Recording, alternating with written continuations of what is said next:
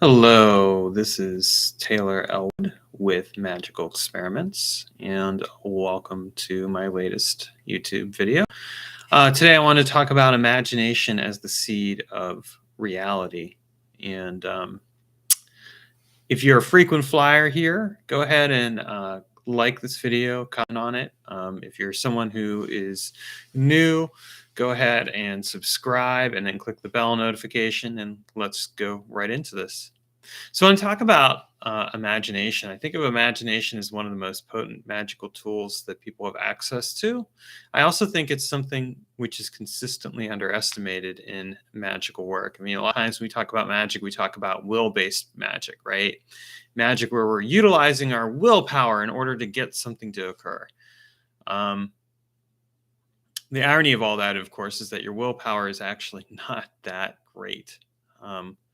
We have this inflation around willpower where we have the myth of the will, as if your willpower is somehow better than anything else. It's really not. When you make countless decisions every single day, you're using your willpower, and over time you end up using up a lot of that. The best things I find are really the best approach I find to magic is really a different approach. It's one that involves building systems and processes and other fun things like that, which I talk about some on other things. But I want to talk about imagination because imagination is where it all begins. If you did not have imagination, you would not be able to conceive of things that you could manifest magically, or mundanely, for that matter.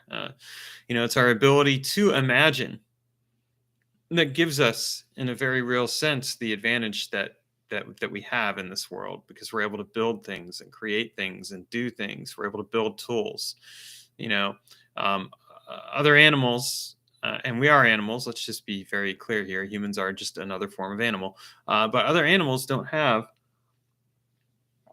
as far as we know, don't have imagination. They might have imagination, but if they do, their imagination isn't driven toward things the way that ours is. I mean, we essentially are able to imagine something and turn it into a reality in a process. When you look at imagination, really, imagination isn't just like I imagined a house. Imagination is the process that you imagine in order to obtain that house. Imagination is the process that you use to obtain anything. And there is a process in place. Imagination is the start of that process. Now, when most people think of imagination, they might think of it in terms of like a little kid, a little kid's imagination, and that kid having an invisible friend. A lot of times that's how imagination is conceived of, because we treat imagination as this thing that's very silly. It's not treated very seriously, taken very seriously. Why is that? Well, it's because we have been led down a very dubious path around certain valuations. We're led to value rational thought and logical thinking. Now, rational thought and logical thinking, ironically enough, use imagination. But people don't pay attention to that. They think of imagination as an irrational activity, but it's really not. And if it is an irrational activity, it's an irrational activity that nonetheless feeds into rationality. Much like any of the other sacred cows out there, when it comes to such things, it boils down to this. A lot of times we are told, certain ways of thinking and being are more valuable than others, and imagination is treated as a way of thinking and being that isn't as considered as valuable as rational thought or willpower or other such things that are trumpeted as being the establishment of how we turn things into reality. But you look at magic, and magic fundamentally is an activity that is rooted in imagination, right? If I'm doing a magical working, I have to be able to go beyond the mundane world around me. I have to go beyond what the five senses tell me. I have to open myself up to the subtle distinctions and realities of life, and how those subtle distinctions and realities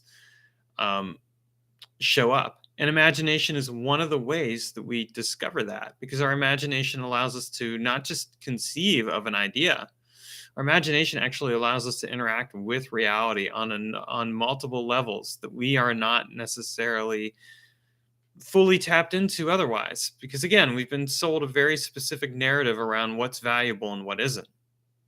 Now, some people might say, well, that's great, but why is imagination so valuable? If then and my argument would be like imagination is where it all begins. Your imagination is where you think of something that you want, you conceive of it, and you start turning it into a reality. Your imagination is where, for example, if you decide to paint a picture or create a song or write a book, where does that start? It starts in your imagination. That's where it begins. But it goes beyond even that. I mean, we can look at it as artistic processes, but we can also look at it as scientific processes. The ability to conceive of an idea that would have an effect on our world, through a science, comes from imagination. Same thing with magic. Same thing with any discipline, really. Your imagination is the seed of reality. It has the potential for everything within it. Because the one thing about imagination is that imagination is only as limited as you are. So really, if you think about it, your limitations are what define whether or not imagination becomes something powerful and effective. If you're caught up in a narrative around what you believe you can't do, guess what? You've established that in your imagination first and foremost. And a lot of people are often limited in terms of their imagination. They're not very creative. And I don't mean creative in the sense of again, being able to write or make music or something like that, artistic. I mean, that's just a form, an expression of imagination, but it is not imagination itself. I mean, you can look at imagination in terms of problem solving. You can look at imagination in terms of how you approach a given situation and find answers for it. You can look at imagination in terms of curiosity, like what makes you curious. Your imagination, in part, because your imagination allows you to comprehend the idea that there might be other possibilities beyond what's right in front of you. And when most people are focused on what's right in front of them, they don't pay attention to the possibilities that are available to them outside of what's right in front of them, unless they turn to their imagination. Because their imagination will say, well, wait a minute, here's this possibility you didn't consider. Let's remove the blinders. Imagination is also how we experience time, in my opinion. Because you have to be able to have imagination to utilize your memory. When you're remembering something from the past, you're reliving that memory. You're using your imagination to re-access that memory and make it something vivid that you experience in the moment. And if you're thinking about your future or like a future trip, for example, or something like that, what are you doing? You're imagining, you're daydreaming, or maybe you're imagining spending time with someone that you love, or you're imagining spending time having fun doing some activity, or maybe you're imagining something else, whatever. The point is that you're using your imagination to access those possibilities. So when a lot of people think about imagination, they think of imagination as, like a childlike thing, but it's really not. It's something that we draw upon every single day. And when you realize that about imagination, it teaches you how to recognize that imagination is actually the root of reality. Our experience of reality is influenced and informed by our imaginations, and by again, our ability to either comprehend what we can do or acknowledge what we can't do. And that's a huge thing right there when it comes to imagination. Can you acknowledge what you can do? And can you acknowledge what you can't do? This is huge. Now, when I say acknowledging what you can't do, I don't mean that you couldn't ever do it. I mean acknowledging that, like, okay, this is something I can't do right now, but can I use my imagination to figure out a way to do it? Yes, you can. There's always a possibility. There's always a way around an obstacle. It's not always the most obvious or direct way of thinking. And this is one of the reasons why, in my own magical practice, I regularly cultivate imagination through a variety of different activities. Um, for example, when I look at some of the different activities that I engage in, and not all of these activities, by the way, are overtly have anything to do with magic. But for example, playing board games with other people is an exercise in imagination, because it's not just playing with a set of rules or an objective. It's also using your imagination to figure out how to play that game in order to win, whether you're winning with other people or winning against other people. The same is certainly becoming more and more true with video games as well. I mean, you have to use your imagination. Um, so that's true. When you read a book, you're using your imagination because the characters come alive. Or if it's a nonfiction book, those concepts and ideas have to come alive in your head, and that starts with imagination. Um, when you are let's say you're navigating somewhere, right? You have to use your imagination to some degree. I mean, you can use a map app and all that, but you still have to be able to think through where you're going, navigate traffic, all that other stuff. Now, a lot of people would say, well, that's a very practical example, but I would argue that there's still an application of imagination. What I'd really say that imagination is in everything that we do. It's just we don't recognize it as such because we're taught to silo imagination, just like we're taught to silo so many other things. The problem with siloing everything is that you miss out on a significant aspect of all those things and how they can actually help you when they're integrated from a holistic perspective. A holistic perspective will say, well, let's look at the whole picture.